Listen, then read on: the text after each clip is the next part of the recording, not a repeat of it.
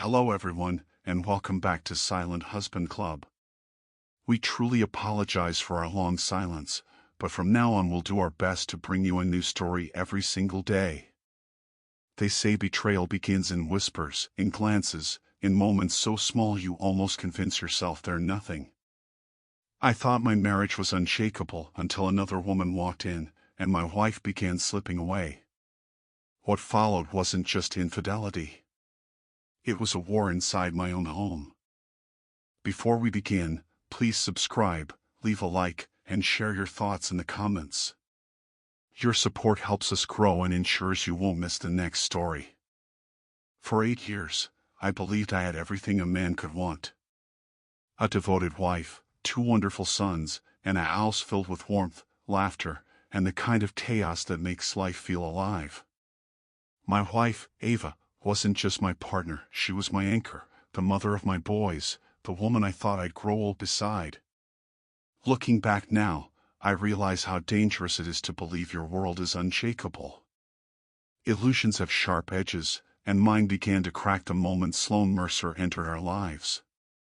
Ava met her, so she claimed, in a yoga class. Sloane was bold, magnetic, with that kind of presence that makes everyone else fade into the background. Ava admired her instantly. I remember her voice one evening, soft and almost dreamy. "She reminds you to live in the moment, Graham." She said it with a smile, as though Sloane had awakened something in her that I could never touch. At first, I was happy for her. Raising 2 boys isn't easy, and I wanted Ava to have friends who inspired her, gave her balance.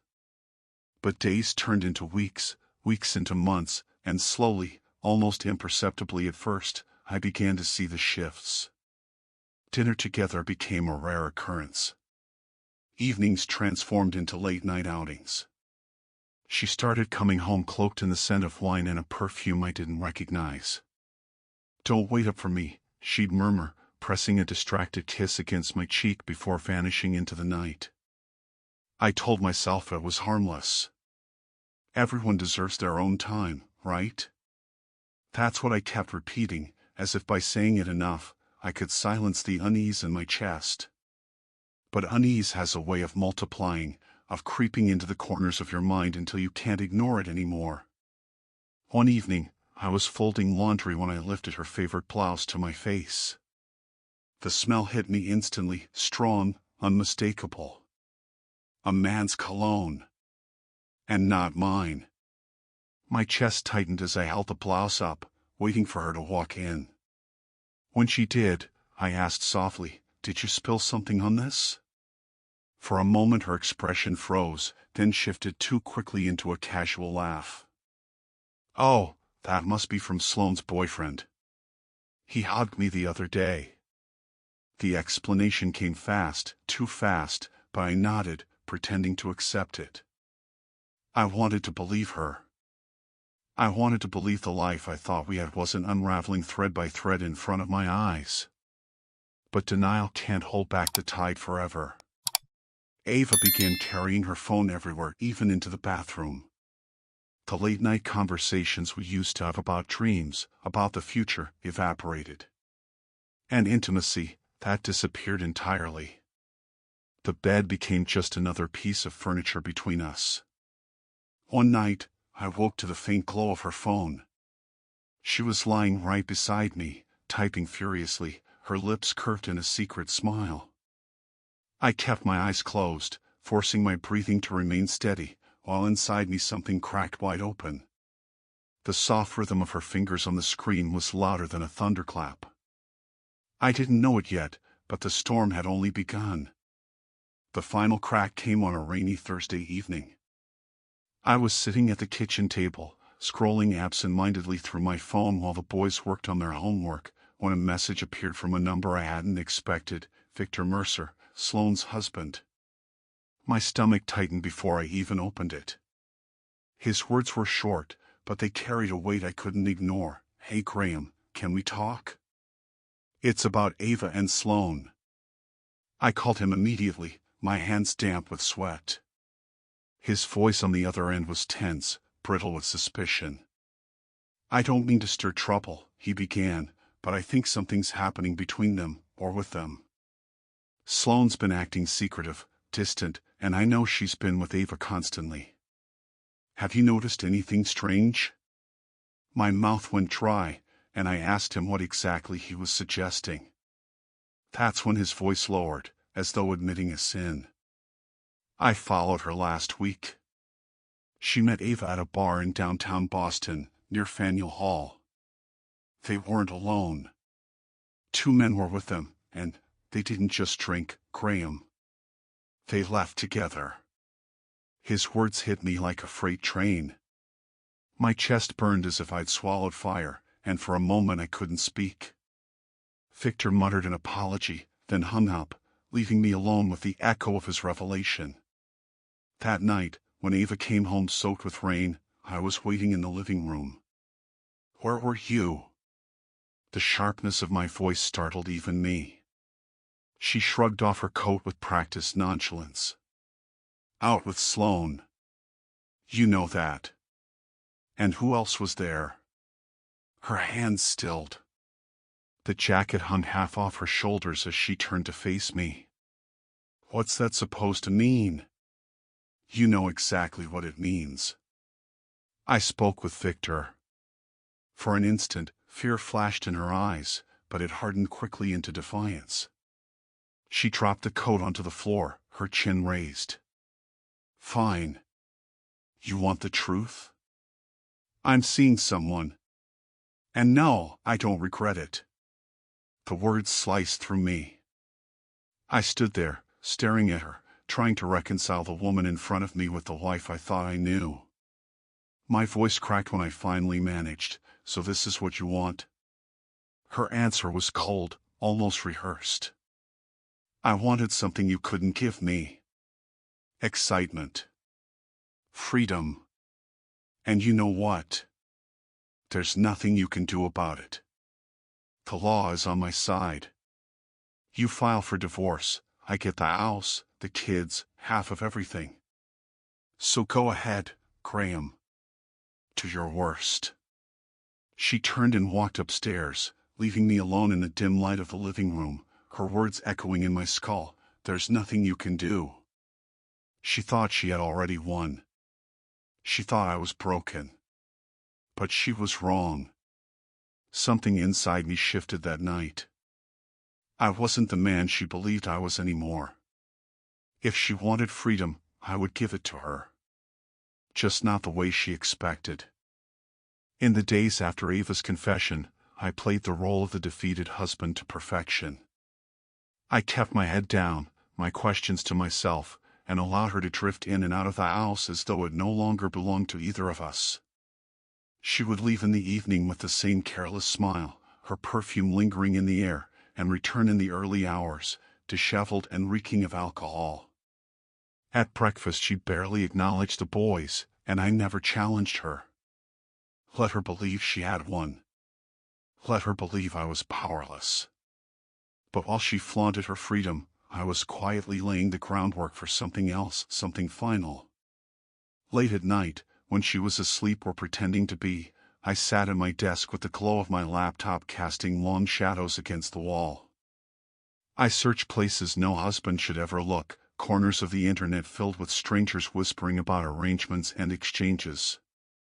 It was dangerous, reckless even, but my desperation numbed the fear. That's when I stumbled across a name, Global Exchange.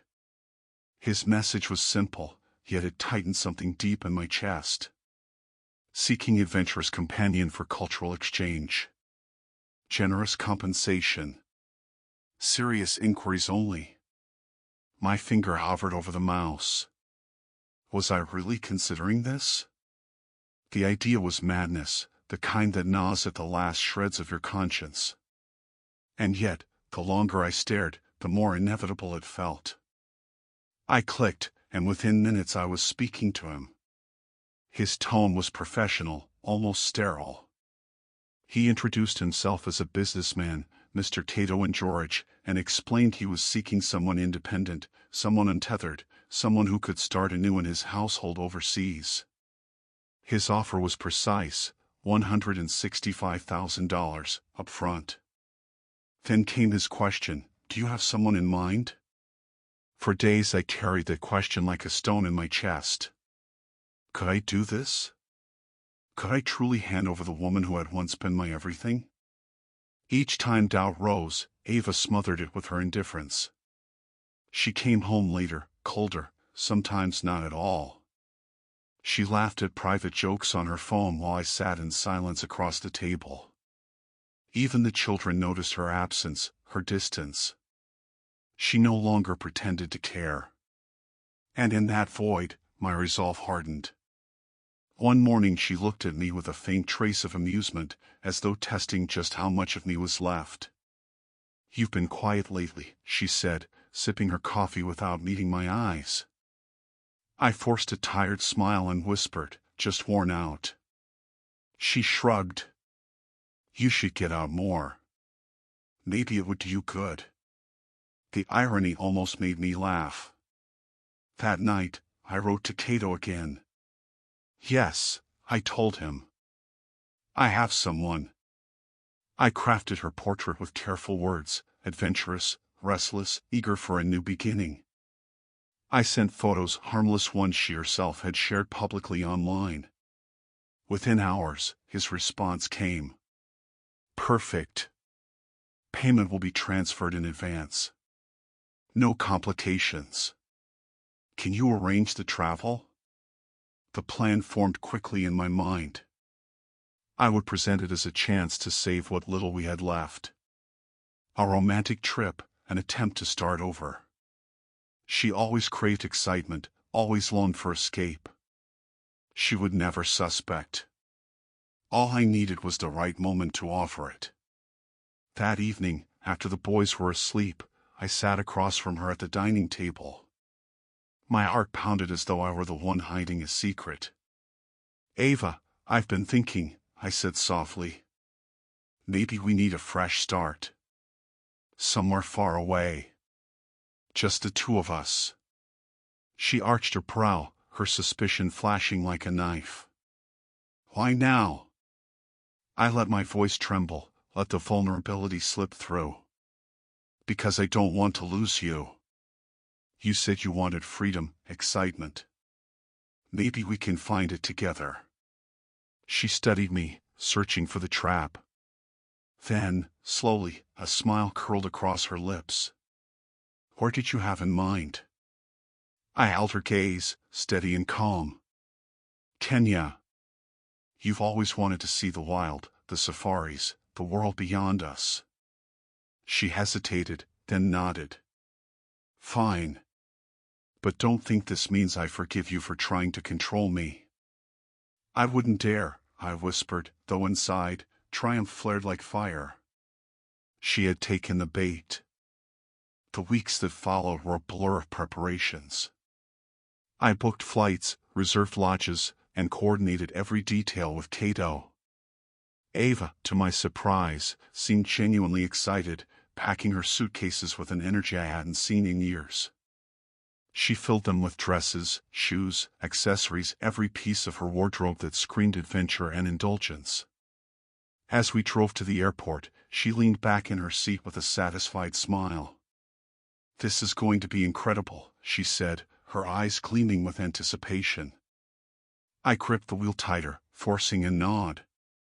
"Let's hope so." When we landed in Kenya, Cato was already waiting. He stood tall, impeccably dressed, exuding a quiet authority that made Ava's eyes linger longer than they should have. I introduced him as a local guide, hired to give our trip an authentic touch. "It's a pleasure," he said with a smooth smile, and Ava returned it with one of her own, oblivious to the truth. Over the next few days, Cato took charge. He led us through bustling markets filled with vivid colors and scents, across the sweeping plains of the Masai Mara where lions prowled and elephants marched in silence, and into luxurious lodges where every need was met before it was spoken. Ava thrived under his attention. She laughed too freely, flirted too openly, glowing in a way I hadn't seen in years.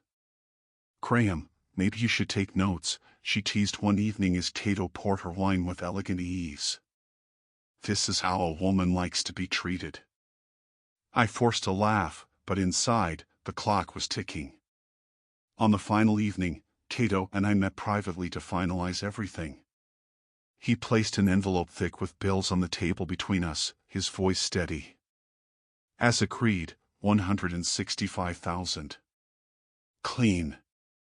Untraceable. I slid it into my jacket without a word, then handed him Ava's passport and travel documents. She won't be needing these anymore. He gave a low chuckle, unshaken by the gravity of what was unfolding. When I returned to our room, Ava was on the balcony, staring out at the vast horizon bathed in golden dusk. She turned to me, her face softened by the glow. "This trip was everything I hoped for," she said, almost tender for once. I studied her, this woman who had once been my entire world, and felt a hollow ache twist inside me. "I'm glad," I said quietly. "I wanted to give you the freedom you always asked for." Her brow furrowed, confusion flickering in her eyes. "What do you mean?" I forced a smile that didn't reach my eyes. "You'll understand soon enough." Before she could ask again, I stepped out of the room, leaving her with the fading light of the savannah. The next morning, I walked through the hushed lobby with my luggage in hand. My footsteps echoed against the marble floor as Cato appeared, calm and composed, carrying her bags toward his waiting car. Ava hadn't yet realized what was happening. She would soon. But by then, I would already be thousands of miles away. As I boarded the plane bound for Boston, a strange silence settled over me. There was no guilt, no fear, only a heavy relief, as though a shadow that had been choking me for years had finally lifted. I watched the landscape below fade into clouds, knowing I had left behind more than just a wife. I had left behind the man I used to be. When I stepped back into our house in Boston, the air felt strangely lighter, as though a storm had finally passed. My sons came running, their faces bright with the innocent relief of children seeing their father again. "Where's Mom?" my youngest asked, his wide eyes searching behind me for the figure that would never appear. I knelt down, steadying my voice. "Mom decided to stay longer in Africa. She liked it there, and she wants to explore more." His brow furrowed, but he nodded slowly, trying to accept what he couldn't fully understand.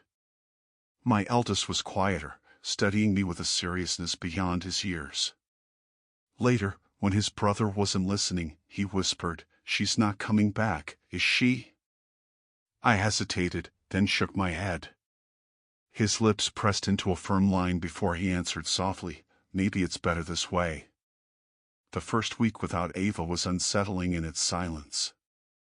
No slamming doors, no cold shoulders, no lingering tension humming beneath every word. For the first time in years, the house felt like a home again.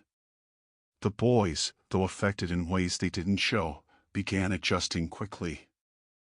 I threw myself into their lives with a devotion I hadn't been able to before.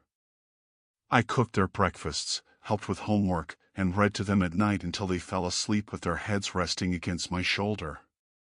Every small moment became proof that we could survive this, without her, maybe even thrive. But even as I tried to embrace our new beginning, shadows followed. One afternoon, a knock rattled the door. A detective stood outside, polite but firm, explaining they were conducting a routine welfare check after reports that Ava hadn't returned from overseas. Friends had raised concerns. My chest tightened, but I answered calmly, offering what little truth I could. "She chose to stay abroad," I said. "She told me she needed space." He studied me, perhaps searching for cracks in my story, but after a few more questions, he left, leaving behind a thin residue of unease. Days later, a package appeared in the mailbox with no return address. Inside was a single postcard, a picture of the Kenyan savannah at dusk, the horizon painted in fire and shadow. On the back, only one word was written in careful script: "Thank you." My blood ran cold as I turned it over again and again, trying to decipher its meaning. Was it from Ava herself, taunting me from wherever she now was? Was it from Cato, a reminder that he had kept his end of the bargain? Or was it a warning, proof that what I had done could never truly be buried? I tucked the postcard away in my desk, but it burned in my thoughts. At night, when the boys were asleep and the house had fallen into its new rhythm of peace, I would take it out, running my thumb over the word until my vision blurred. Relief still filled me, yes, but now it was laced with a lingering uncertainty, a whisper that the past wasn't finished with me. And yet, I couldn't let that shadow consume me. My sons needed me. They were blossoming. My eldest threw himself into soccer and tinkering with electronics, while my youngest surprised me one day by bringing home a reading award, his shy smile glowing with pride. I clung to those moments as proof that I had chosen the right path, no matter the cost. But late at night, when I stared at the ceiling in the darkness, I couldn't shake the echo of her last words, "There's nothing you can do." Maybe she was wrong then. But now, perhaps she was the one holding the strings. Life began to steady itself in unexpected ways. Weeks turned into months, and the absence that once felt like a gaping wound slowly became a strange kind of freedom. The boys adapted faster than I could have hoped. Our dinners were lighter, our mornings less tense, and our evenings filled with laughter that no longer sounded forced. I realized how much of our lives had been poisoned by Ava's presence long before she was gone. Yet even in this fragile peace, there were moments when the postcard would creep back into my thoughts, reminding me that what I had done wasn't erased, it was only buried. One afternoon in the park, I met Dan Keating, another man who had been living his own quiet war with betrayal. His wife Lauren had left him, and he thanked me for the support I had unknowingly given him in my own story of survival. Our kids played together under the autumn sun while we sat on a bench, two men who no longer needed to explain their scars. "Do you think they ever regret it?" he asked suddenly, his voice low and distant. I thought for a long moment before answering, maybe. But it doesn't matter. What matters is that we're free. He nodded, the weight of the word freedom settling over both of us like a long-awaited truth. Back at home, I began to notice the quiet presence of our neighbor, Nora Caldwell. She would stop by with a smile, sometimes to share a meal, sometimes just to talk while the boys ran in the yard. There was nothing hurried, nothing forced. Her warmth felt like the opposite of Ava's cold shadow. For the first time in years, I felt myself lowering the walls I had built so high. It wasn't romance yet, but it was something real, something steady. And maybe that was what I needed most. One evening, as we sat on the porch watching the boys chase each other across the grass, Nora looked at me and said softly, "You're a good father, Graham. Don't ever forget that." The words struck deeper than I expected, bringing a tightness to my chest I hadn't felt in years. I only managed a small smile and whispered, "I try." It was the closest thing to absolution I'd ever been offered. That night, at the dinner table, my youngest son looked up at me with wide, serious eyes. "Dad, we're a real family now, aren't we?" His voice wavered, fragile with the hope only a child can carry. My throat tightened, and I felt my eyes burn with unshed tears. "Yes," I said, steady and sure. "We are. And we always will be." The house was quiet that night, but it was no longer the silence of fear or betrayal. It was the silence of peace, of survival, of a man and his sons beginning again. And though the past may never fully release its grip, I knew one truth with absolute certainty: the future belonged to us, and no one could take it away again. Thank you for watching. If this story touched you, shocked you, or simply made you think, don't keep it to yourself. Leave a comment, your thoughts, your story, your truth. Subscribe for more raw, real, and unforgettable confessions. And if this story made you feel seen, share it. Someone else might need to hear it too. You're not alone here. This channel is a safe space for those who've been betrayed, broken, and rebuilt.